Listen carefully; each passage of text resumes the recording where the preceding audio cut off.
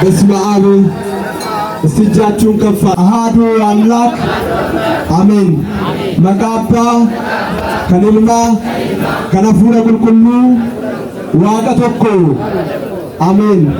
በስመ አብ ወወልድ ወመንፈስ ቅዱስ አሃዱ አምላክ ሁንዱማ ዱርሴ አርጁማ ሳፍ ጃለለሳን ኢፈመሳኑፍ ባይሴ መነሳ ገነ ኬሰት ከወልት ኑቀቤ ዋቅኒ አቦተ ኬኛ ዋቀዮ መድኃኔዓለም መቃንሳ ከገለቴፈሜፍ ከሌቢፈሜ ኑፋተው ገለቴፈታ በገኖችን ቸሮ አምላካችን ይላክልን ይላክልን ይላክልን ቸሮ አምላካችን ሰብሮ